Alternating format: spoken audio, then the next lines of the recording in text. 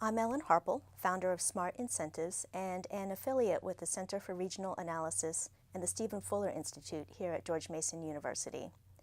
One of the common themes across all of these organizations is an interest in regional economic development. And one of the most challenging issues within the world of economic development is incentives, especially deciding how and when to use financial or investment incentive tools to help achieve a community's economic development goals. A new book from Columbia University Press called Rethinking Investment Incentives takes on this challenge by exploring how incentives are used around the world and also examining how incentive programs can be designed and managed so that they achieve their intended outcomes. I had the opportunity to contribute the chapter on cost-benefit analysis for investment incentives. A cost-benefit analysis is really important for governments that are offering incentives because it's the mechanism through which to determine if an incentivized project has the potential to generate net benefits for the residents of the location that's offering the incentive. A good cost-benefit analysis can, of course, quantify the expected cost of the incentive.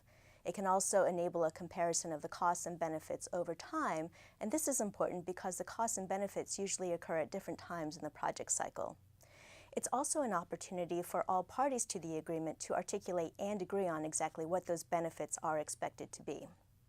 And then finally, a good analysis can help build support for high-quality projects while steering decision makers away from lower quality opportunities.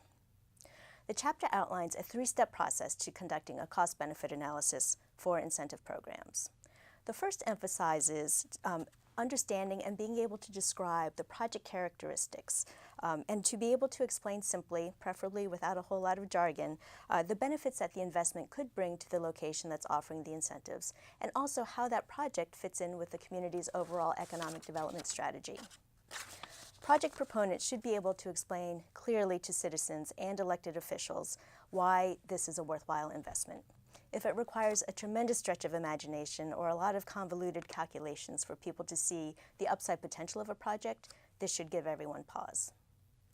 The second step is a fiscal impact analysis, and by fiscal we mean the government budgetary impacts. This is important because you have to run the numbers, and it's usually a significant enough project that it's worth doing some careful calculations to understand exactly what the costs and expected benefits will be.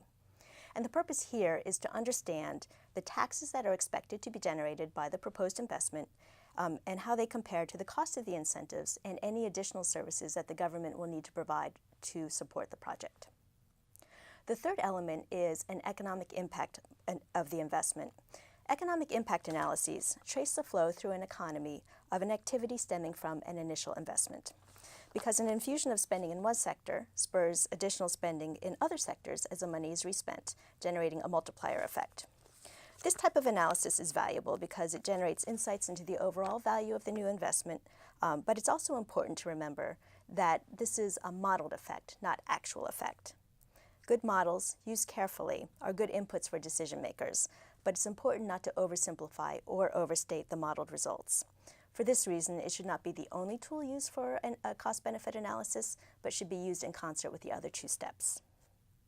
So cost-benefit analyses of investment incentives can help economic development leaders and government officials make better decisions when using incentives to attract investment. Defining project benefits and strategic value, and estimating the fiscal impact and modeling the economic impact of a proposed investment will direct resources to the most promising project opportunities while limiting exposure to weak projects that are unlikely to generate net benefits.